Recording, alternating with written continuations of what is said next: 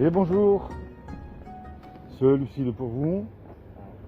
Moi je fais des petits reportages YouTube, vous connaissez YouTube? Oui. Alors je suis youtubeur. Donc je viens un petit peu voir les jeunes dans la rue là, en les avertissant d'un sujet qu'on ne discute jamais, c'est qu'un jour ou l'autre on va mourir. On est d'accord? À quel âge vous allez mourir vous? On aimerait savoir hein. Alors en fait si vous voulez la grande question que je pose spécialement aux jeunes, puisque vous êtes jeunes, qu'est-ce que vous croyez après la mort? Est-ce que pour vous ça s'arrête, ça continue, vous avez une espérance, une religion, une croyance? Donc pour vous après la mort, ça vous allez où par exemple? Mis à part au cimetière, que le corps il retourne à la poussière, mais votre âme elle est éternelle, elle va où elle? Alors vous savez, déjà est-ce que vous croyez en Dieu? Alors, prouver que Dieu existe, c'est très facile. Prouver qu'il n'existe pas, on ne peut pas. Mais dans le piège qu'il ne faut surtout pas tomber, c'est de mélanger Dieu, si vous voulez, avec la religion. Si vous voulez la religion, peu importe laquelle, hein, moi je les mets toutes dans le même sac. Si vous voulez, ce sont des hommes qui s'accaparent Dieu et ensuite qui s'autoproclament représentants de Dieu sur terre pour dominer sur nous. On va dire que c'est exactement un petit peu comme de la politique, si vous préférez. Vous devez penser comme eux, prier à la même heure qu'eux, aller au même endroit qu'eux.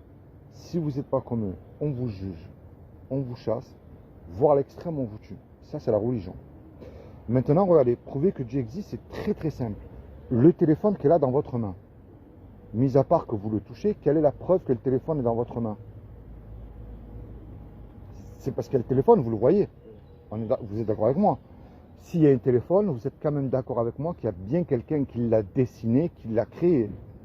Ce qui s'appelle un créateur. Le temps qu'il a mis, les métaux qu'il a utilisés, ça c'est un autre sujet. Maintenant, vous regardez autour de vous. La complexité de l'univers. La lune, le soleil, les étoiles, les papillons, les dauphins.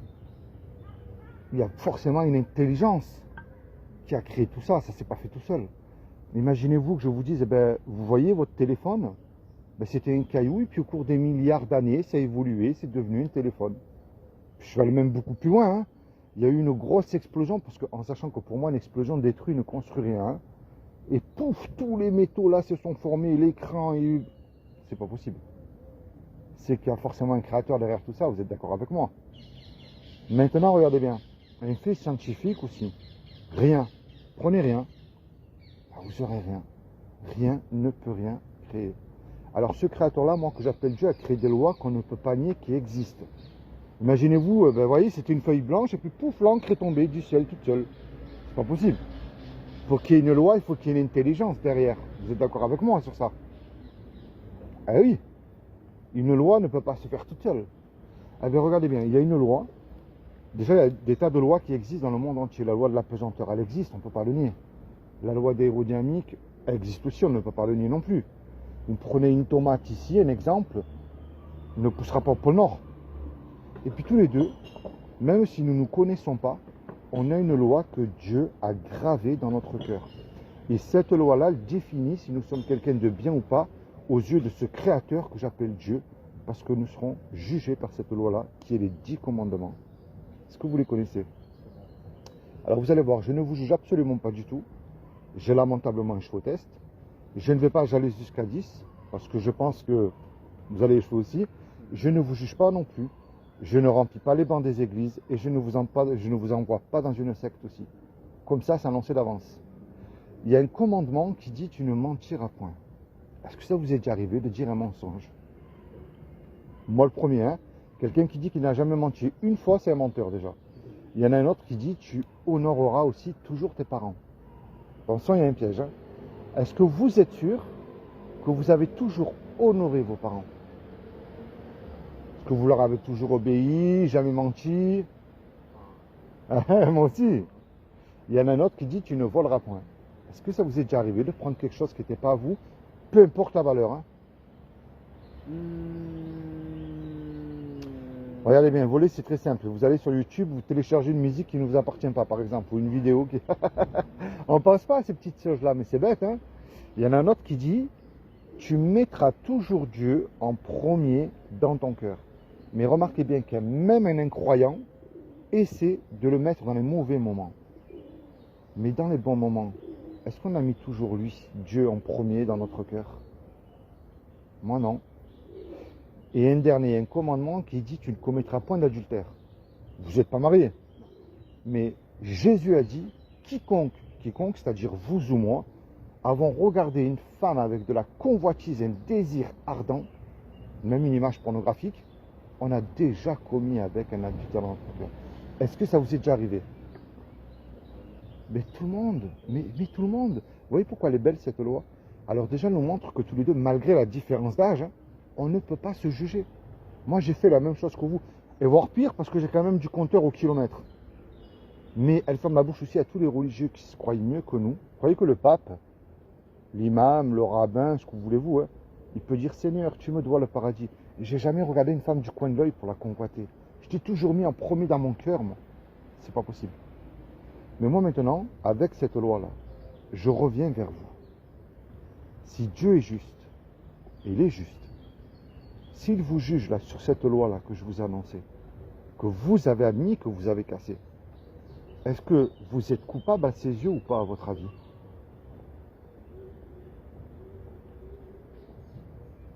On est coupable. Nous sommes coupables, tous. Vous comme moi, nous sommes tous coupables. Et nous méritons un châtiment qui est terrible. C'est un milieu de perdition éternelle qui s'appelle l'enfer. C'est ce que nous méritons tous. Alors, et la planète entière. Si vous me posez la question, dans ce cas-là, si vous me direz la planète entière, je vais vous répondre oui. Parce que je ne sais pas si vous avez des frères et sœurs, mais s'il fallait mentir pour leur sauver la vie, la question ne se pose même pas. Vous voyez, de nos propres forces, on ne peut pas l'accomplir. Nous sommes conçus et nés dans le péché. Maintenant, il y a quand même une bonne nouvelle là-dedans, parce que je vais vous expliquer qu'un créateur, il aime ce qu'il crée. Un dessinateur de manga, il aime ses dessins. Une cuisinière, votre maman ou votre grand-mère, si elle prépare ses petits plats, elle aime les petits plats qu'elle prépare aussi. Vous voyez, c'est simple, Dieu. C'est nous qu'on a tendance à compliquer les choses. Eh bien, il y a 2000 ans, Dieu, comme il n'a trouvé personne de parfait sur terre, et je dis bien personne, ce qui est impossible aux hommes ne l'est pas à Dieu. Il s'est habillé avec un corps. Il a pris une forme humaine qui est Jésus, le Christ. Et il a dit, quiconque croit que Jésus est le Fils de Dieu, qu'il est ressuscité du royaume des morts le 3e jour, il aura la vie éternelle à mes côtés. C'est aussi simple que ça. Il n'a pas dit d'allumer des cierges, il n'a pas dit d'aller faire des croisades, il n'a pas dit d'aller prier la Vierge Marie, il a dit de croire. Mais le problème de croire, ça ne suffit pas. Parce que les démons, ils existent, ils croient et eux, ils tremblent. Alors de ce côté-là, quand même, ils sont beaucoup plus humbles que nous, les démons. Si vous voulez la clé, vous en faites ce que vous voulez, je vous la donne tout de suite. Ça s'appelle la repentance. Est-ce que vous savez ce que ça veut dire la repentance? Alors la repentance, ça ne veut pas dire non plus devenir fanatique religieux. Pas du tout. Ça veut dire vous changer de direction, tout seul, assis sur votre banc là, tout seul, ou dans votre chambre, ou dès que vous avez une petite pause à l'école ou quoi, je ne sais pas, mais et vous parlez à Dieu. Vous lui dites, quel est ce youtubeur là qui est venu, qui m'a parlé de Dieu, ou vous êtes de quelle confession, vous êtes de quelle origine vous? Cambodge. Alors, nous, au Cambodge, on ne connaît pas ce que c'est que le christianisme, mais avec vos mots à vous, vous parlez à Dieu. Ça, je ne peux pas le faire à votre place. On ne se connaît pas, même si vous êtes plus jeune que moi, mais malgré que vous êtes cambodgien, vous avez peut-être subi des injustices que je n'ai pas subies, moi. Vous avez eu, vous, des joies que moi, je n'ai pas eu. Vous voyez, ça montre que Dieu n'est pas religieux, mais il désire une relation personnelle avec vous. Vous voyez? Et la repentance, alors bien sûr, il faut arrêter de mentir et de faire tout ça. Mais si vous dites un mensonge, vous le savez, la conscience vous dit que vous avez menti. C'est vous rejeter à la poubelle tout ce que Dieu a en horreur et vous essayez de faire du plus profond de votre cœur et de toutes vos forces tout ce qui plaît à Dieu. Je prends le mensonge, c'est plus simple. Vous allez dire là sur le banc, si je mens à mes amis, à mes parents ou à ma famille, je m'en sors, hein, personne ne le sait. Mais attends, je ne peux plus faire ça, moi. Il est mort à la croix pour moi. Il m'accorde le paradis gratuitement. Je n'ai rien à payer. Alors par conscience et par amour envers lui, je décide de ne plus mentir, mais en plus de le suivre et de mettre en pratique ce qu'il me demande de mettre en pratique. Imaginez tous les deux, C'est comment votre prénom? Moi, c'est Philippe. Kevin. Kevin. Kevin, c'est ça? Ouais. Alors, imagine, Kevin, on peut se tutoyer? Imagine, Kevin, toi et moi, on va commettre, on prend une arme à feu, un braquage. Un exemple. On va commettre un braquage, puis, bien évidemment, on se fait attraper par la police, tous les deux. La police nous conduit au tribunal, ce qui est normal. Et toi et moi, Kevin, on passe devant le juge. Et le juge nous dit, voilà, Philippe et Kevin, vous venez de commettre un braquage, je suis obligé de vous condamner à 30 ans de réclusion. Mais je vous laisse le choix. Vous me payez une caution d'1 million d'euros ou je vous envoie tous les deux 30 ans en prison. On n'a pas l'argent puisque tous les deux on s'est fait attraper par la police. Puis on ne peut pas revenir en arrière, effacer le mal qu'on a commis, c'est trop tard. Et on ne peut pas dire tous les deux au juge, sur la tête de mes parents, monsieur le juge, je vous jure, je ne recommence plus, laissez-moi partir, pitié. Ça ne marche pas ça, même pas dans une série. Hein. Le juge il va dire, je ne suis pas miséricordieux, c'est vrai, mais vous me payez la caution, vous partez en prison. On se regarde tous les deux, Kevin, on ne sait plus comment faire. Hein. Il arrive un homme qu'on ne connaît pas, par amour pour nous, Kevin, il décide de donner l'argent, de payer la caution. Le juge est satisfait, Kevin, donc lui, il nous libère, puisque la caution, elle a été payée. Mais cet homme qui a donné l'argent, il se présente, lui, maintenant, en retour devant toi. Qu'est-ce que tu vas lui dire à lui, Kevin? Pourquoi?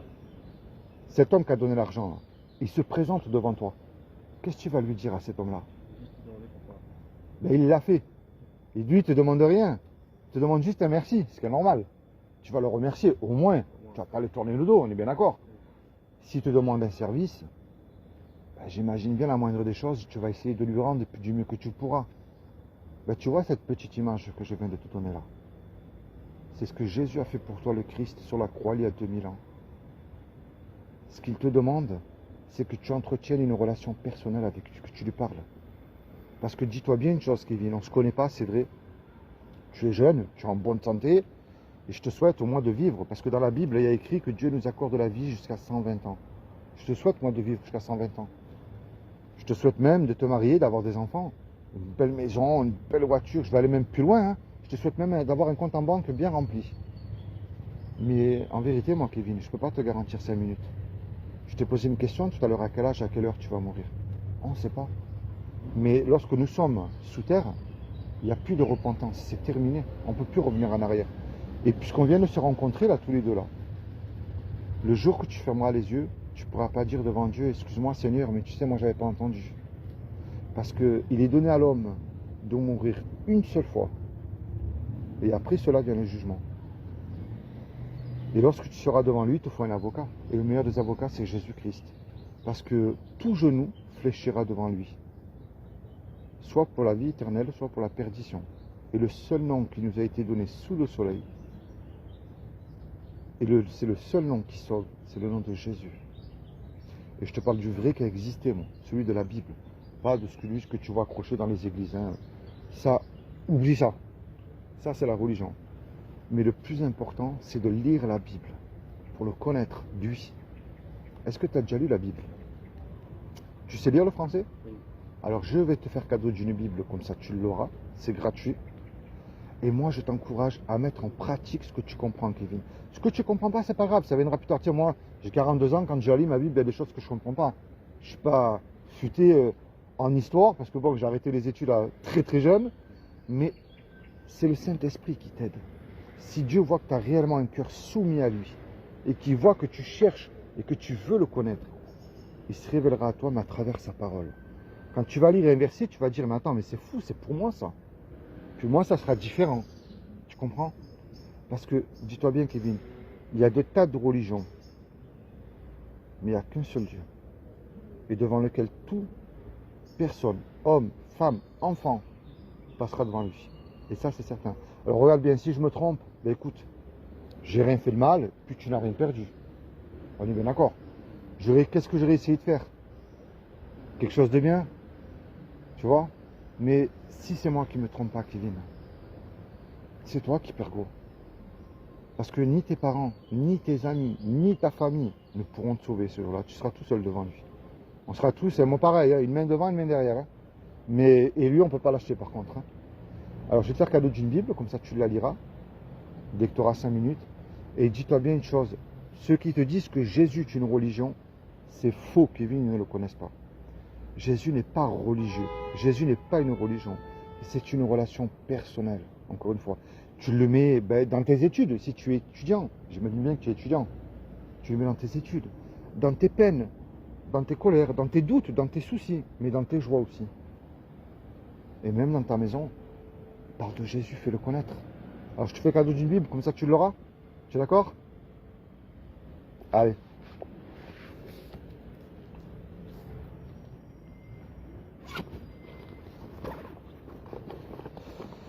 Alors, regarde. Ça c'est une Bible. Moi, je t'encourage, commence dans l'évangile de Jean pour connaître le Jésus de la Bible. Pas d'une superstar, pas d'une religion, pas d'une église, pas de ce qu'on en a fait. Ça, c'est cadeau.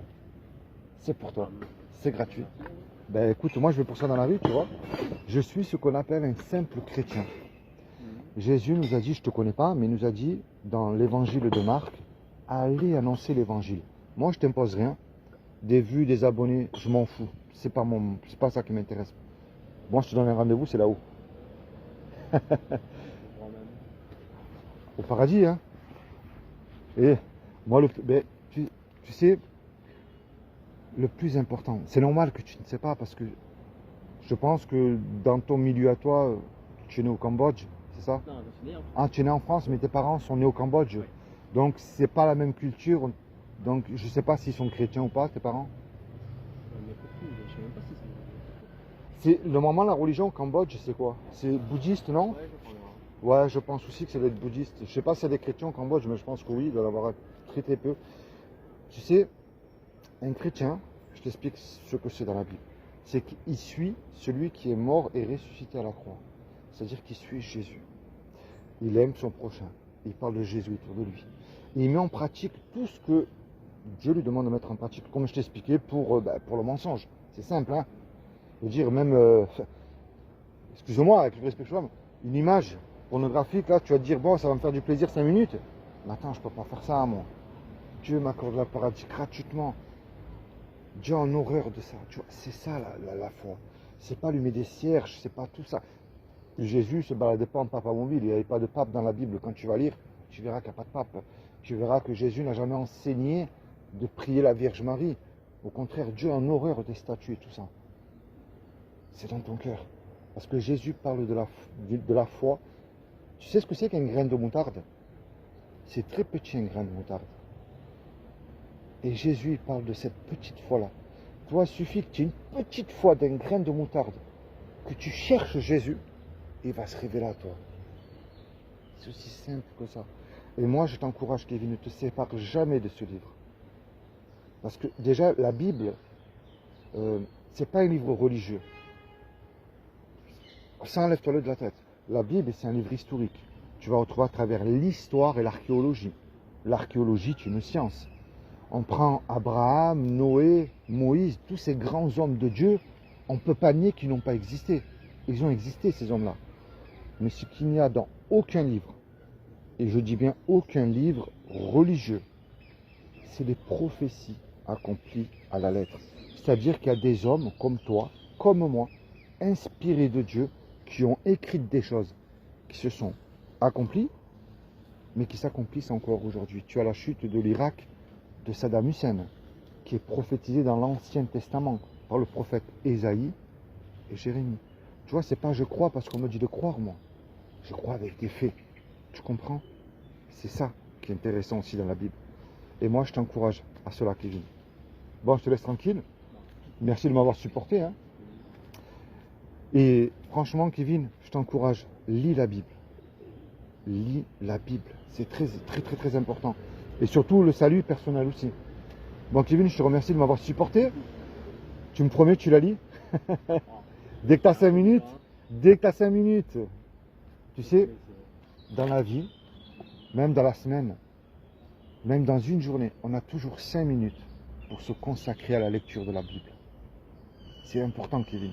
Parce que dis-toi bien une chose, même si on ne se connaît pas encore une fois, la seule chose qu'on ne peut surtout pas échapper, c'est la mort. Et ça, on y va tous. Et on ne peut même pas l'acheter. Mais regarde bien, il y a une chance sur 1 million, je crois même beaucoup plus, de gagner au loto. Imagine qu'il y ait une chance sur 1 million. Que ce que je t'ai dit est vrai, ça vaut moins la peine de chercher. Il y en avait, avec 1 euro, je sais pas, 2 euros, je sais pas combien ça coûte, ils jouent au loto parce qu'ils croyaient qu'ils vont gagner. Toi, c'est la même chose. Plonge-toi là-dedans. Bon, Kevin, je te remercie. Sois abondamment béni, toi et ta famille. Pense à ce que je t'ai dit, Kevin. Ne te sépare pas de ce livre, c'est important. Lis-le, mais avec un cœur ouvert. D'accord? Allez, bonne journée, Kevin. Sois béni. Au revoir.